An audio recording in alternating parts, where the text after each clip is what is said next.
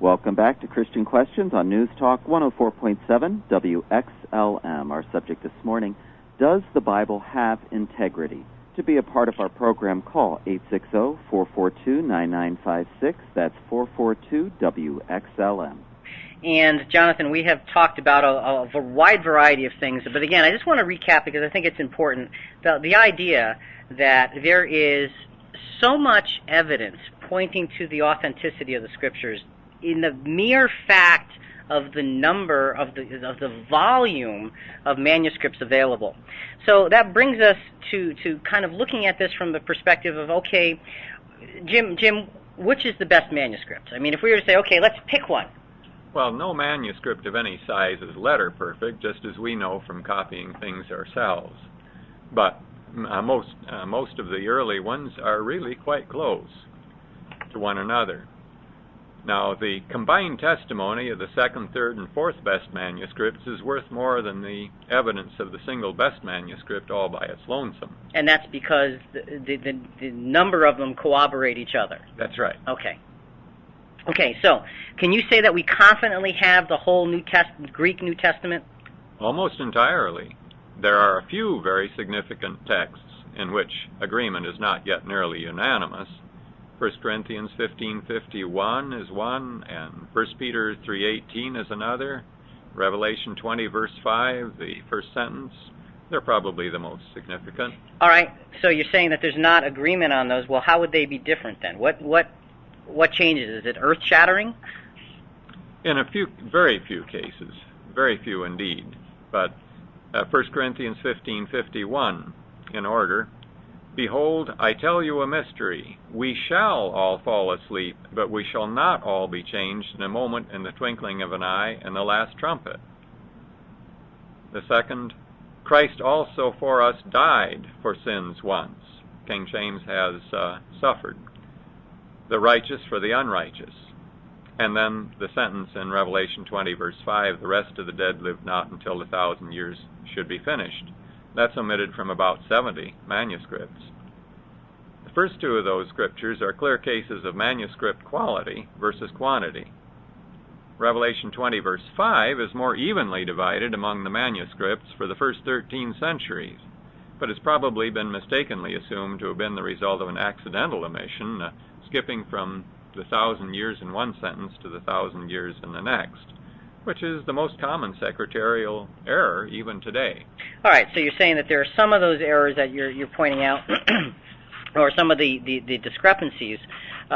Two of them are not, there's really not that big of a deal, really. It's a word here or there.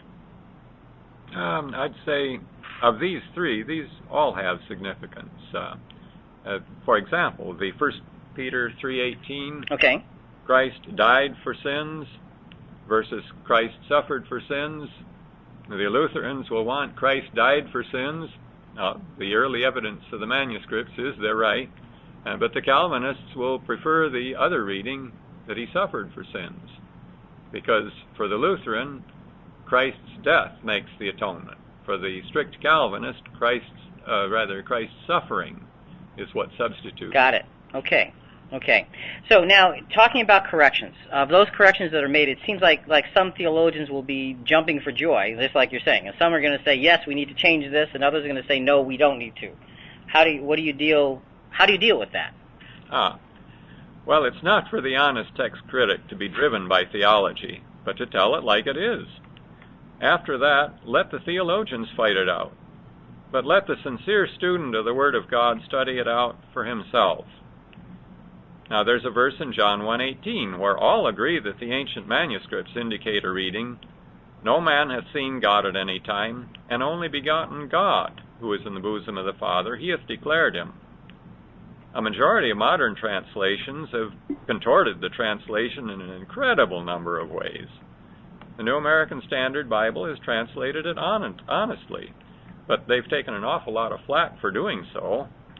Still, the Marshall Diaglott, and almost the same in Paul McReynolds' word study, and a few others agree.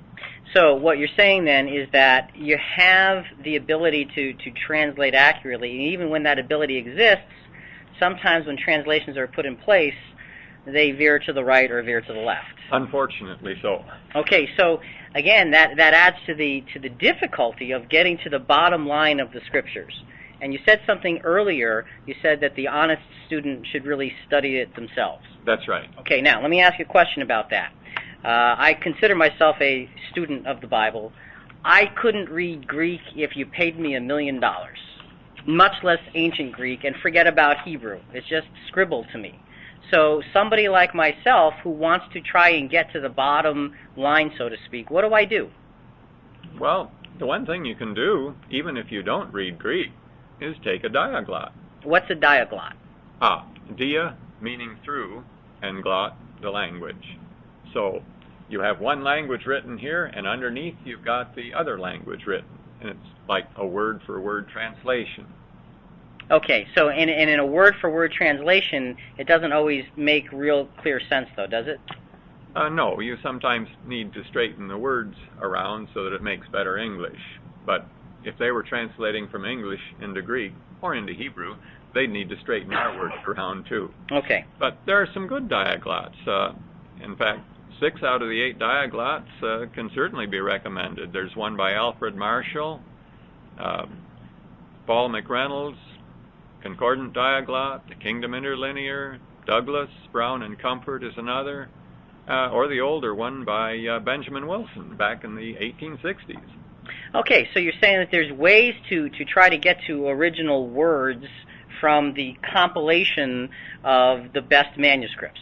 That's right. Okay, so, all right, then shouldn't the sequence be you figure out what the manuscripts indicate the Greek text originally was, then translate it before doing the theology? Yes. Okay, that's what it should be. That's right. But it's not necessarily that way. Depending on the translator, that's right. Okay, and again, folks, that's one of the challenges that you have in looking at this, and that's one of the reasons we have so many different divergences in what we've got in terms of doctrine. Len, go ahead. You look at your... Well, I was just going to say, one of the issues we always have is